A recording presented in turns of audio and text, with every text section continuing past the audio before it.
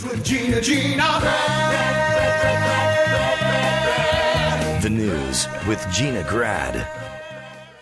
Well, a story that broke this weekend, local story that went national, and in some online reports, international. Several news outlets reported over the weekend that Roger Stone, of course, the former advisor to President Trump, who was granted clemency for lying to Congress and witness tampering, and we'll call it, he uttered a pejorative. A lot of people are calling it a slur, but I think we can all agree a pejorative during a live interview on right here in Southern California, KFI AM 640. My God, I work there, 640. Wow. And this is crazy. This happened the other night. Stone referred to Mo Kelly, Morris O'Kelly, but he goes by Mo Kelly, who's a black radio host here I've been working with the last 2 weeks. During his interview on Saturday, Roger said something. Roger assumed that nobody could hear him or that he was talking to someone else in the room. He was not talking to Mo. And this was basically his reaction to a line of hard questioning regarding his conviction and subsequent clemency. And Mo Kelly, who's vocal about not being a Democrat and vocal about, just sort of, marching to his own drummer, claimed the clemency was granted not on merit, but, because of Stone's friendship with the president. This interview went for a half hour. I pulled a minute 15, the chunk that everybody's talking about that's written up in every paper over the weekend. This is the clip, unedited. So you can hear the pauses and you can hear the discomfort. Here it is. There are thousands of people treated unfairly daily. How your number just happened to come up in the lottery. I'm guessing it was more than just luck, Roger, right? I don't really feel like arguing with this Negro. I'm sorry, what was that? Roger? Roger? Yo, shit moment. I'm sorry, what did you say? I'm sorry, you're arguing with whom? I thought we were having just a very spirited conversation. What happened? He's lucky he's out of prison, because that kind of talk doesn't last. Would you not like to continue the conversation, sir? This is uncomfortable. He has to think of something. I hear that the line is not dead. You're back. I don't know what that was. I was talking and you said something about Negro, so I wasn't exactly sure. I did not. Oh, okay. You're out of your mind. I don't You're out of think your so. mind. Well, okay. Well, we'll let the listeners decide. Let me go to the next question then. Whatever. Well, I've seen the Roger Stone documentary. He is a defiant, colorful figure. Like, I don't know why this is where he decides to draw the line of no, I didn't say that. Like, everything he does, he owns 100%. Like, I may not love Roger Stone, but I at least respect it. Like, yeah, he is who he is. He's like a professional wrestling. He's a heel. It's interesting. Yeah. He's been on with Mo before, and they were sort of granted this exclusive interview. And, like he said, it's a spirited conversation. He doesn't go on to, gotcha people, but they're going back and forth. And I don't have it in front of me, but when asked about it later, Roger Stone said something to the effect of, you don't put it past, live radio to basically edit what you're saying. Oh, it drops to him. Yeah. Is in a look, I've never used a drop of Gina before saying anything, so Mary Trump just sold 950,000 units of a book like the day it came out. Is he trying to just gin up as much whatever and then do a book deal? Is everybody just sort of P.T. Barnum now? Is everyone just trying for a book deal? I mean, this doesn't really sounded. He sounds nuts to me, but he sounded like it was truly a mistake. I mean, he wasn't doing anything for showmanship. He's like, oh, God, they heard that. Oh, you're back. Sorry, you're cutting out. Like, I get it. I don't know. I feel like I'm being gaslit by everyone now. Like, everyone. This is the same way I used to feel about bootleg porn tapes, and I'd go like, Pam Anderson does not want that tape to be out there. And someone would go, oh, please. She gets $5 from every unit sold. I'll go, oh, please. She doesn't know. I think I'm I think maybe that's what's going on with me in society. I don't know what's going on anymore. Yeah. I don't think he did it.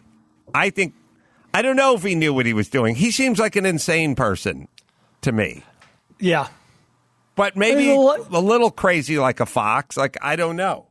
He's also, we can look up real quick, Chris, what Roger Stone's age is. He may not have the greatest, he may have thought he muted it, or may have thought he covered up with like his headphone or something. Like, yeah, he's like he has the greatest grasp. 67.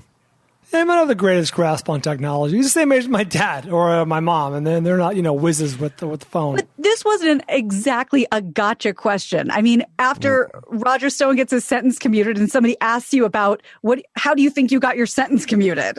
Well, look, we're not arguing with you. We're just saying he's an insane person. I don't know. Oh, no, I'm him. Yes, and it's like, what did he think they were going to talk about? Yes, I don't know why he grants an interview. I don't know why the Duke of Wales, does an interview. Like, who sits down? Like, hey, we want to talk about you being a pedophile or you being whatever. Go on. Yes. Yeah, do. Okay. Do you provide hair and makeup, or shall I bring my own people in?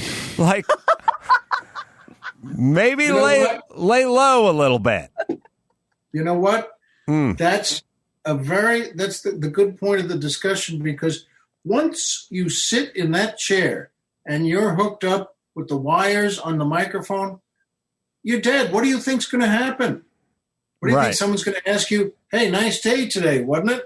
I mean, you're gone. There's an interesting insight which is coming up on the next. Reasonable Doubt. Sorry, I do too many podcasts, but there's something that may backfire on Roger Stone. Now, of course, I didn't come up with this, but it's Alan Dershowitz, and Alan Dershowitz did, and so did... Listen to this, Mr. Dershowitz. What do you think about this? Yeah, let me float a legal theory. Him and he and Garrigas floated this theory. I'm going to dumb it down and paraphrase because I don't know the legalese, but Roger Stone can just sort of take what he's got and start walking, but he's going to fight it, I think. He wants to get it stricken from the record or whatever. He's pushing back. He wants to whatever, which is fine, except for when there's an election and Trump is out and Biden's in, then Stone is now vulnerable again because he kept... I'll paraphrase and I'll also dumb it down. He's keeping this thing open. So it's basically like shut it and walk away. No, I'm going to keep it open. Okay, Biden's president in 5 months, and now you're vulnerable again. You're exposed again. That was the sort of discussion we're having with Dershowitz and what's his name? Garrigas, sorry. Your partner of many years? Yeah, my partner of many years, Garrigas.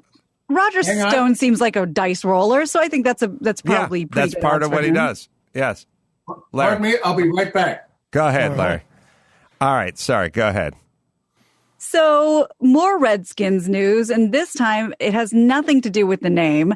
USA Today reports that 15 former female employees of the Washington's NFL team told the Washington Post they were sexually harassed while working for the club. This is according to a report on Thursday.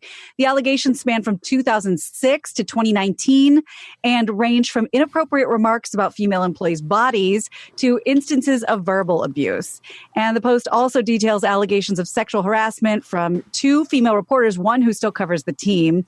All the allegations outlined by the Post involve men who occupied prominent roles in the organization, and 3 of them left this week. Yeah, I 2 heard. were fired, and 1 just out of nowhere announced his early retirement. I heard about that. I'm still hell-bent on keeping the logo and changing the name to something noble. But the Ironman. The Ironman, yes, with the logo staying the same. Is the Rams Stadium done? Is football going to start? What's going on?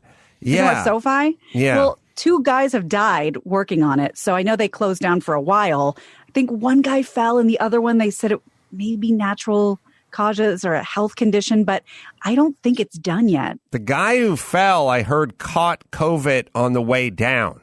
Oh, shit. So another statistic. That's going down as a 19 death. Yeah, remember one guy fell. I don't know what the hell's going on with the season. Yes.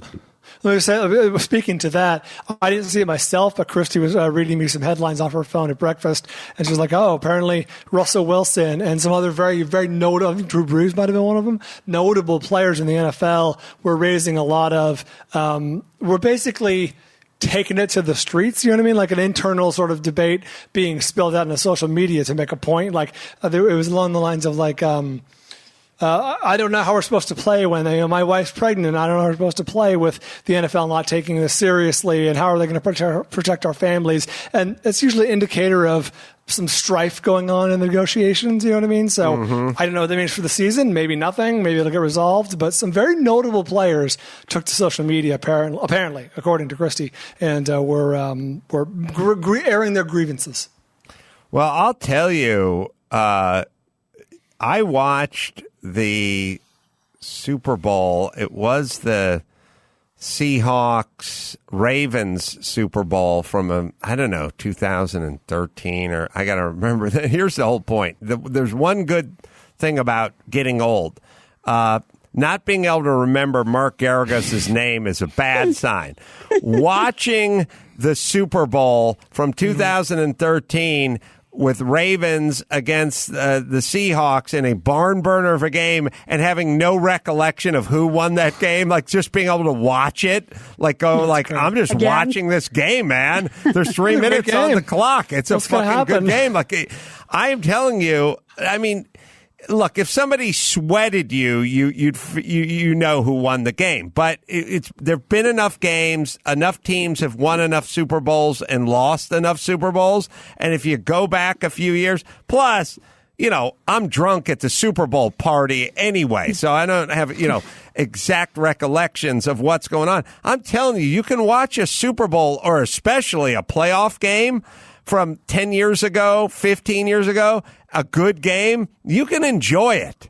You really can. Like, I would not 49ers versus Ray. Oh, that's what I was watching. Sorry, yes. I was watching. You're so out of it. I don't remember who was in the game you watched 2 days ago. I was watching the Seahawks play earlier. But yes, 49ers were playing the Ravens, and it was like Kaepernick peeled off a run and scored pretty close to the end, and you're like, are they going to win this thing? Like, I was enjoying it. Now, Brian, because it's your team. It was heartbreaking. I would know if the Rams lost or won. But if it's not your team, you can enjoy that game, man. And remember? Yeah, go ahead. Kaepernick had quietly had good wheels, man. That guy could run. Quietly, he was an amazing runner. He was the best part of his game. I know, but they didn't talk about how fast he was. They just talked about that he didn't have that. He was faster than most people gave him credit for. He was that was the top of his game. He was so good back then. Yes. That's what Ken Jennings said on this very podcast when he said, when you get older and you can't recall things as quickly, it's not because you have any sort of brain damage or, there's anything wrong with you. It's because you now have, 55 years of information to thumb through, whereas somebody else only has 20 years of information to thumb through when they're trying to remember something. I agree with Teresa. What else we got, Gina Grad? Well, we're talking about sports, so want to see what you guys think of this. After nearly 4 months of delay for the start of the 2020 season, of course, for the pandemic, Major League Baseball set to return this week, and they're doing all they can to make the players feel like it's a regular season, nothing's weird. Here's a few things they're doing. As you've probably seen, fans can purchase cardboard cutouts of themselves and have them placed in various chairs around the stadium. They're miking up players like they're doing in the NBA just to make it a little more fun to watch. But the one we're going to focus on is they're going to pump in crowd noise, which makes it sound normal. But when you see it, it looks very creepy. We have a clip of what that would look and sound like in an completely empty stadium this is.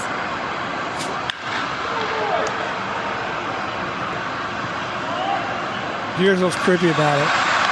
Yeah, the timing is off. Well, they have to figure out what button to push. And there's I should charge these teams $5,000. I know. To the timing of the buttons. Many players and different franchises put up those kinds of clips, and it's just weird. But I would imagine, speaking of timing, it's a timing and it's a familiarity for the players. So it's not eerie and they're not distracted by the lack of noise, I would imagine. It feels a little unnecessary. It does. I would say, why not just go silent? Like or a handful of whatever that you can hear the players, cheering or whatever. It'd be like a college game or a minor league game. Yeah. I mean, when I played high school baseball, there were 4 people in the stands. No one cared. Exactly. And it was like kind of fine. Like it's actually, there's something interesting about your own teammates cheering you on, like your own dugout kind of being the fans, kind of going nuts. Has baseball started yet? It's starting in a couple days. I think I want to say Nationals and Yankees. And look it up. And they're gonna pump it in. Like I said, they did. Not everyone, but they can decide like game by game who wants to do it. They did a social distancing NASCAR. They put about 30,000 people in a place that holds 150,000 people, or some version of that. They did a NASCAR race recently, a couple days back. I don't know what they're going to do about football. Because you can't avoid all the contact and spittle and everything else that's going on and that. When is basketball start? I know I keep asking the same question. It depends. Well, they're all down in Orlando at the Disney complex, and they're working on that right now. So they're doing like a sorry, Chris, if you can look it up. They're definitely doing an accelerated season as it's baseball. NBA is set to resume July 30th. Baseball July 23rd. Just a couple days. All right, so that's coming up. Yeah. We talked about the NBA first, and I remember you saying, like, oh, man, but it's super hard to do this without a crowd. Because I think we were talking about boxing, maybe. Well, so we're do you talking think that's about in their head? Well, the UFC's been doing it without a crowd, and it's been working out pretty well. LeBron James said several months ago that he didn't really want to do it without the crowd. But I don't know. My feeling is the show must go on, and you're talking to a guy who's done 1,000 improv shows in front of 3 people. Like, we wanted a full house over there at the Acme Theater on a Saturday night, but there was 3 people, and it's like, that's the deal. We're going to go do the show anyway. And Larry, you've run into this. I've run into this. There are nights you go out in a comedy club or a theater or something. It's not at capacity. The energy's a little low for whatever reason. It's not, it's not bustling with laughter and energy and excitement. And it's like, this is what makes you a professional. So you have to go out there and deliver that same show. It could be a third show or a late show or a weekday second show or something, and the place is a third full and people are distracted and drunk, and you can hear the guys making nachos in the kitchen and stuff. And being a professional is going out and performing in that environment. Always. Right? Always. And in the end, it doesn't matter because it can matter. What's wrong with anyone who says, well, it's too difficult to go out? No, it's not. You go out there and you have your arms spread with a big smile and say, you know what? Hiya, folks. And here's my show. And I had a producer of corporate jobs. Those are ones where it's not a nightclub, it's not a theater, but these were folks, the 100 best-selling Bond salesmen in the world. And so it was just 100 fellas, and it was in a really nice hotel somewhere in Florida. And when I got there, the guy said to me, now, the producer said, just to let you know, they're Japanese and they don't speak English. And to me, I again, for that second, said, all right, fine. Because you know what? That's fine. I went up there. I didn't change the topic. I didn't sweat. I didn't do anything. I performed and I smiled and I was glad to be there. And do you know what? And this was like a 45-minute show. about 20 minutes in, they started to smile and nod and chuckle too. Didn't know a word I was saying, but when I got off and I was sincerely happy, I bowed my head and waved once, and they gave me such a nice hand. And the producer said to me, as we walked off, he gave me the check, and backstage he said to me, "Do you know why I always like to hire you?"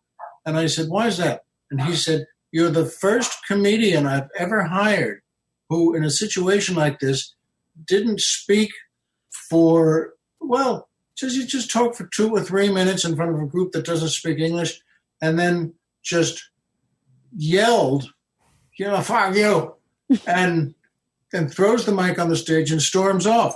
You said, "You're the first one who doesn't do that and is here and entertains and makes people happy they saw you." And you know what? That's a great compliment. But I said, "I'm the only one?" He said, "The only one."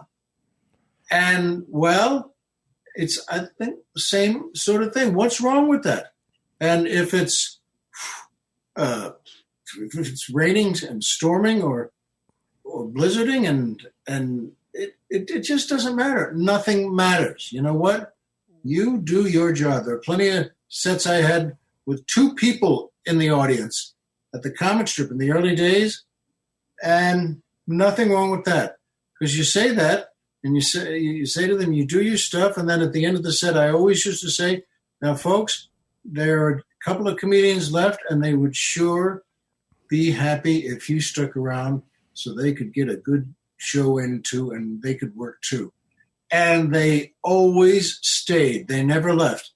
And let me cut you off and also add that you end up punishing the people who did come to the show. Yes. It's like, yes. Why are we punishing the 5 people who came to the show?